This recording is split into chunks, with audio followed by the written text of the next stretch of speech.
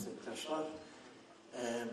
İlk önce ben de tabii İnönü Vakfı'na ve Sabancı Üniversitesi'ne içten teşekkür etmek istiyorum. Ayrıca da bunları düzenleyen arkadaşımız Cemil Koç'a da teşekkür etmek istiyorum. Ben sunuşumu İngilizce yazdım, İngilizce vereceğim. Fakat sanırım yani tercümandan faydalanabilirsiniz değil mi? Yani,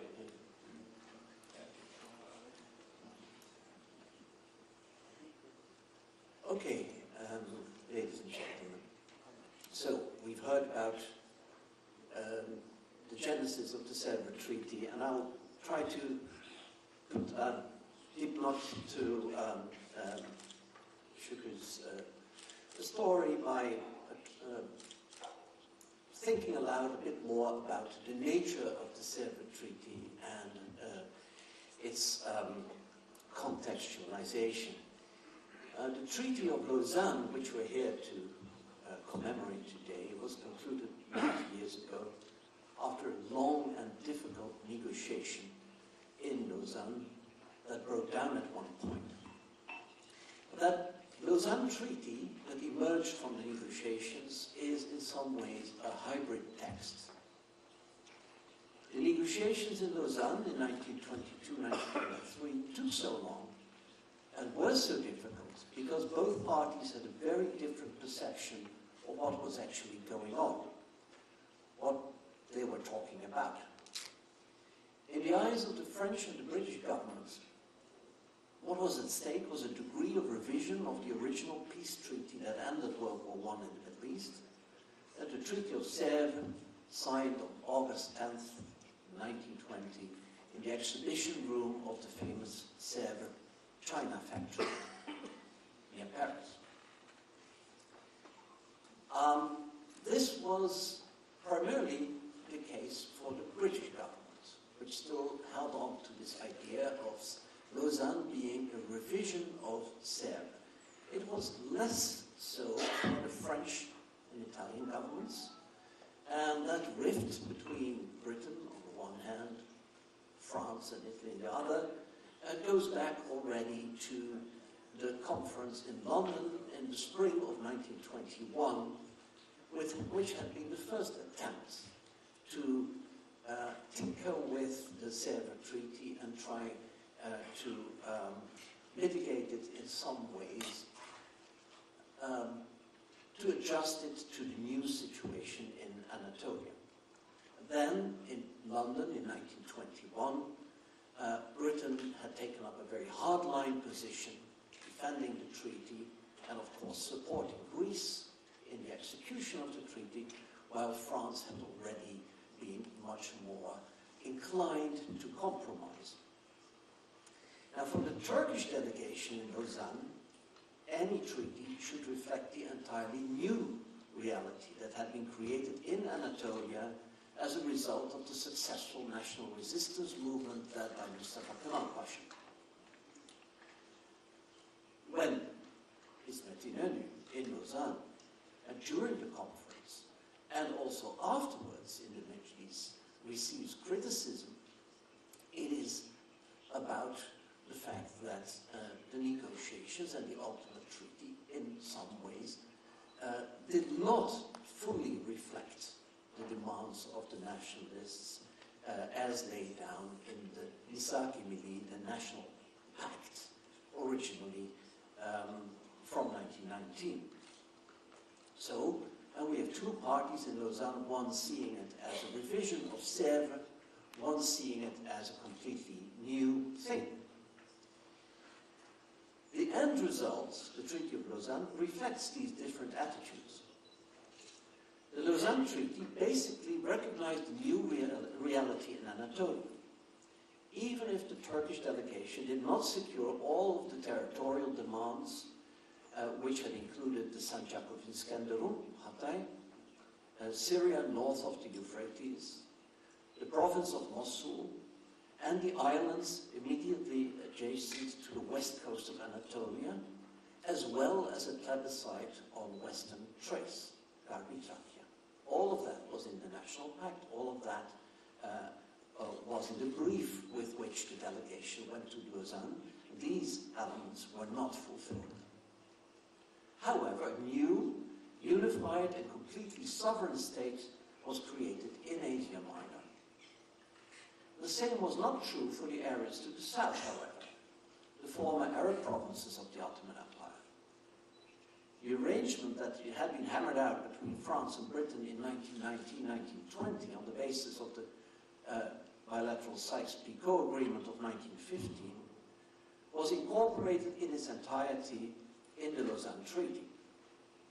The Turkish nationalists, led by officers who had served in the Arab provinces during World War I, who were under no illusion as to the degree to which most Arabs had felt themselves Ottoman citizens, had made it clear right from the outset, right from the Misak-e-Milli, in fact, that they would not fight for the independence of Syria, Palestine, or Iraq. The Arab-speaking areas were left outside the text of the National Pact of January 1920, and recovering these areas was not part of the brief from the Turkish delegation that was sent to Lausanne. It's important to note this fact because the very fact that the Lausanne Treaty of 1923 was such a historic reversal of the situation, such a success, can easily lead historians of Turkey to the misleading conclusion that the Sevr Treaty was still born. It certainly was where the provisions for the breaking up of the empire's Anatolian provinces was concerned, but it was not for the Middle East as a whole. In fact, the borders that were drawn by European diplomats in the winter of 1919-1920, first in London and then in San Remo, and incorporated in the treaty signed in August 1920, were maintained as far as the Arab world was concerned. They were not based on any historical realities of the Ottoman period, but inspired by the biblical and classical geographical notions with which the European diplomats were familiar through their education and church upbringing, and of course primarily on considerations of imperialist rivalry.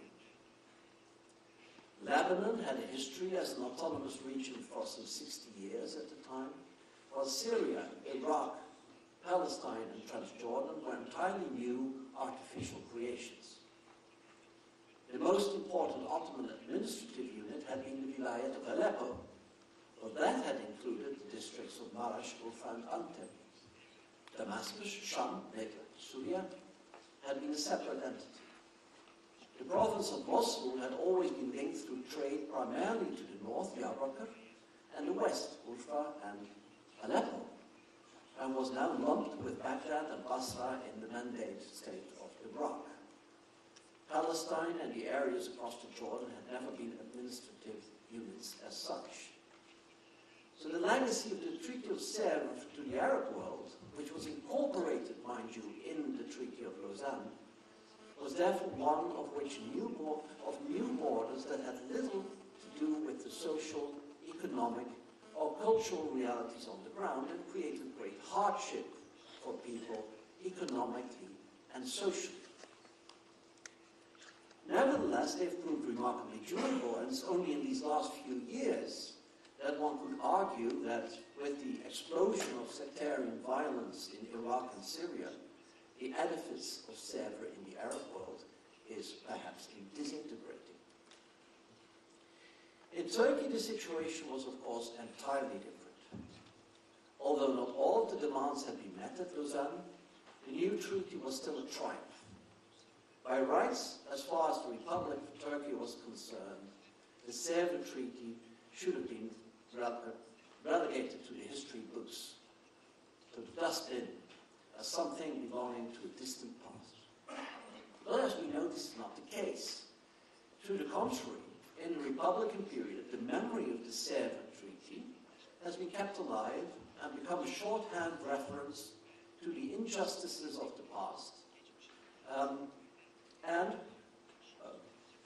More than that, as late as the 1990s, and the threat of a Yeni Sevr, a new Sevr, was part of the vocabulary of leading Turkish politicians, such as, for instance, Süleyman Demirel. The message encapsulated in the reference was that Turkey was still fundamentally insecure. As Zürcher has pointed out, despite the close association of Turkey with the West through NATO and a candidacy for EU membership, a deep distrust of that same West is a strong undercurrent in Turkish society, and a legacy, you could say, of Sevr. And even though Armenian, Greek, and Jewish minorities in Turkey have shrunk to the point of disappearance, the idea that a new Sevr could be imposed by foreign powers with the help of minorities still exists. In Göçek's analysis, Sevr constituted a trauma for the generation of 1880 that founded the Republic. And the nation-building policies of the young Republic turned this trauma into a syndrome because it became part of the nationalist historical mythology. It became part of nation-building, you could say.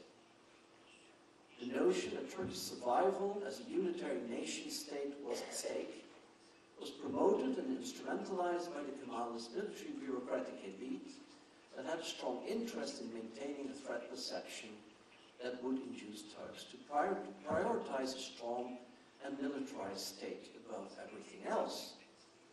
And the Cold War environment was particularly conducive to these policies. To the longevity and long life of the influence of the Treaty of Sevr, both as an ordering principle in the Arab Middle East and as a national trauma in Turkey, render it useful to look again at this infamous treaty, even as we commemorate the 90th anniversary of the Treaty of Lausanne. The genesis of the treaty, well, has just been dealt with expertly by Zürcher'in. It's been written up in great detail by Helmreich in his study Paris to Sevr. But to recapitulate the main points, it is in essence the result of negotiations between France and Britain.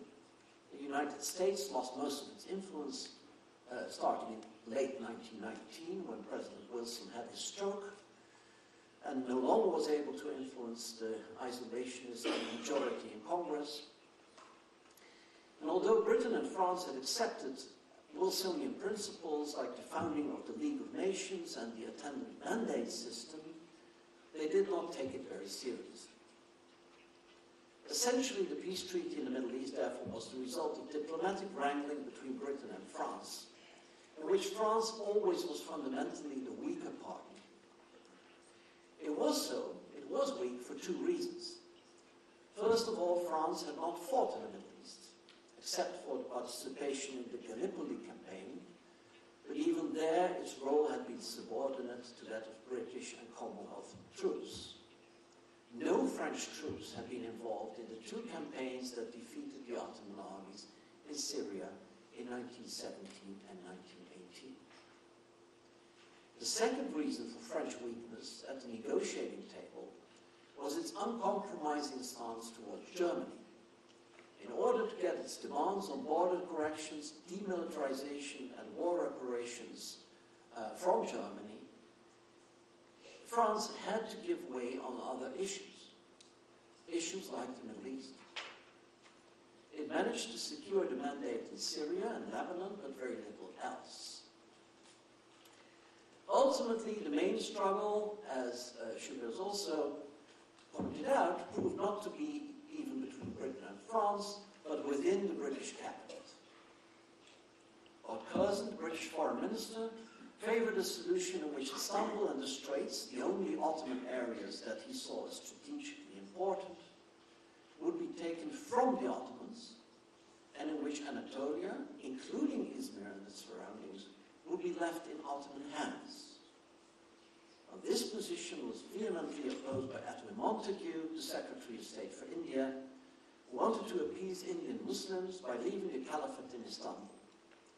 Muslim public opinion in India was strongly opposed to any separation of the old capital from the Ottoman Empire, and it was supported in this by Gandhi and his Hindu nationalist movement, who saw in this an issue that could bridge the Hindu-Muslim divide.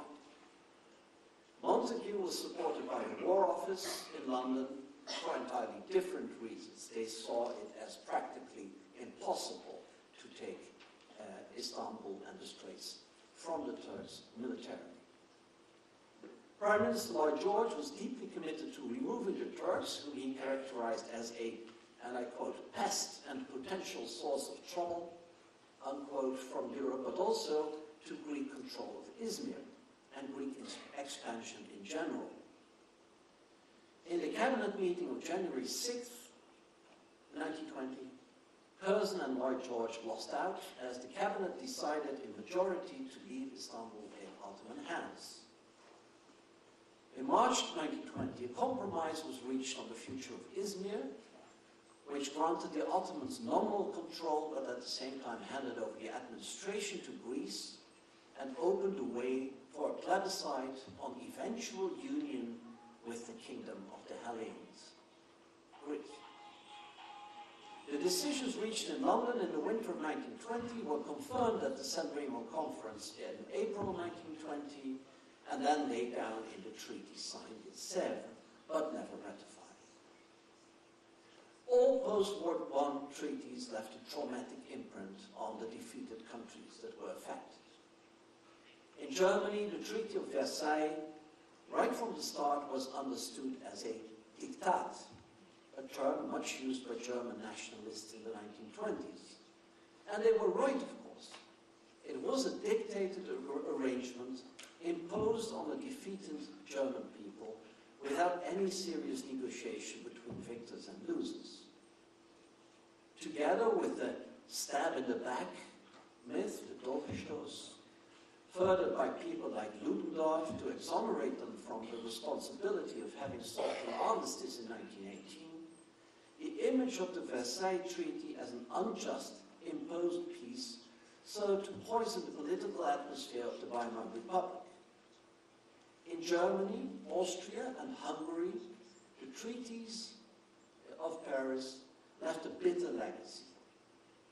In Austria, the Allied refusal to recognize the wish of the overwhelming majority of the population for unification with Germany, expressed in the plebiscite, led to disenchantment and prepared the ground for Hitler's Anschluss and unification of Germany and Austria, which was greeted with widespread enthusiasm in Austria in 1938.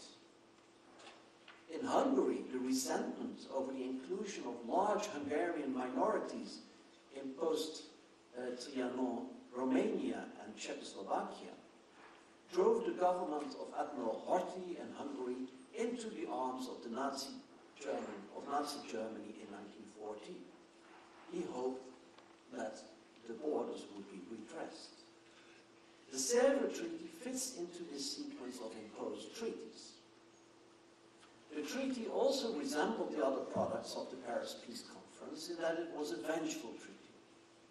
Treaties were not just attempts to bring about a lasting peace in the post-war world as Wilson would have had. They were also instruments of retaliation and retribution. And the most famous instance of this, of course, are the War Guild Clause and the enormous war indemnities included in the Versailles Treaty with Germany. But the proceedings of the London and San Remo conferences, as well as the memoirs of participants, make it abundantly clear that punishing the Turk was also a consideration in the case of the Sevr Treaty. It can also be questioned to what extent the post-war treaties really adhere to the ideal of self-determination of nations that had been enshrined in President Wilson's 14 points and in the Charter of the League of Nations, which was a preamble to each of these treaties.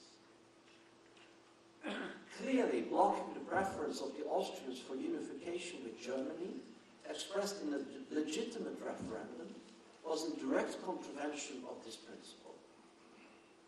Decisions on the so-called national borders favored the claims of the former subject peoples in every case. Poles, Slovaks, Romanians, and Serbs, they all got what they wanted. And this is also true for the Ottoman Empire. The awarding of Greek administration of the whole area between Kuşadası in the south and Kemer on the Gulf of Edremit in the north city of Izmir rested on recognition of the Greek claim that this whole area had had a Greek Orthodox majority before the expulsions of the Greeks in the summer of 1914.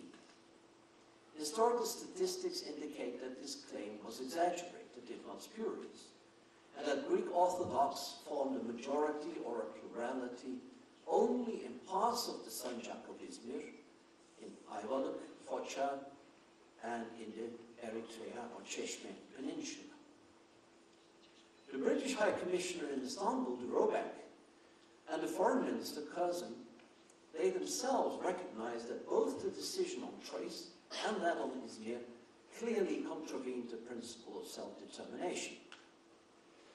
In the east, the treaty left the establishment of the exact borders between the Ottoman Empire and Armenia to the mediation of President Wilson, but essentially the size of the new Armenia, which was to include large parts of the provinces of Trabzon, Erzurum, Bitlis, and Van, was based on claims of a pre-war Armenian majority, although it is clear that even before the deportations and mass killings of Armenians in 1915, they had formed a majority in only very few rural districts, as well as in the city of Van. So, inasmuch as these new borders were legitimized on the basis of self-determination, they were very questionable, and in that respect, they were not fundamentally different from, say, the new Polish or Romanian borders. To sum up, all of these treaties were unilaterally imposed, they were vengeful, and the borders they drew were unjust. What then makes the Sevr Treaty different?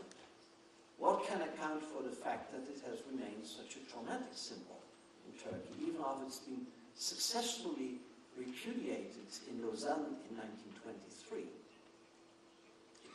I would propose that the one aspect that was really unique to the treaty and that sets it apart from its European counterparts is its semi-colonial character. The treaty not only took away large territories from the empire and limited its future armed forces, it also placed what remained of the empire under foreign tutelage. After much debate, the Allies had finally decided to leave Constantinople, Istanbul, and the Straits in Ottoman hands, but Ottoman authority was severely impaired. The Straits were fully demilitarized, placed under an international commission with full authority over anything to do with shipping through the Straits, both civilian and military. On this commission, which was to be paid for by Turkey and Greece, Britain, France, Italy, Russia, the United States, and Japan were each represented by a commissioner who held 2 votes. Greece and Romania had 1 vote. The Ottoman Empire and Bulgaria would have 1 vote only if and when they would have become members of the League of Nations. In other words, Turkey, in the long run, would have had 6.35% of the vote of the, let's say, authority over the whole area of the Bosporus and the Dardanelles. The Sultan and his government would remain in Istanbul, but the city was held hostage as well. The Allies reserved the right to take it away if the Ottomans did not faithfully execute the treaty. Now, this is in Article 36 of the treaty. Then there were the exclusive rights of economic exploitation of the economic resources in Ottoman Anatolia that were granted to Italy in the southwest and to France in the south. These were not actually in the treaty. These were not part of the Sevr Treaty. But Britain, France, and Italy signed an agreement to respect each other's rights in these areas on the same day the treaty was signed, August 10th. And it kept it secret, and the agreement was kept secret for a while and outside of the treaty text for fear that the Ottomans might refuse to sign the treaty. It was made public 3 months later. Interestingly, this agreement awarded the right to exploit the coal mines of Ereğli between Konya and Adana to Italy. That's interesting, because it shows the degree of ignorance of local conditions on the part of European diplomats. course, that Ereğli, where the coal mines are, is in northern Anatolia, not the Ereğli in the Taurus fruit hills. But this is, it's a footnote, but it's not that important, because one of the characteristics of the whole process in Paris was the fundamental ignorance about local situations on the part of the European diplomats negotiating there. The capitulations were explicitly restored and would in due course be replaced with a judicial regime that was to be drawn up unilaterally by European legal specialists. All of these articles combined meant that the Ottoman Empire would not only be much reduced in size, but would also revert to a semi-colonial status much worse than had been the case before the war. Finally, the treaty also endeavored to undo the demographic and economic changes that the regime of the Young Turks had brought about during the war.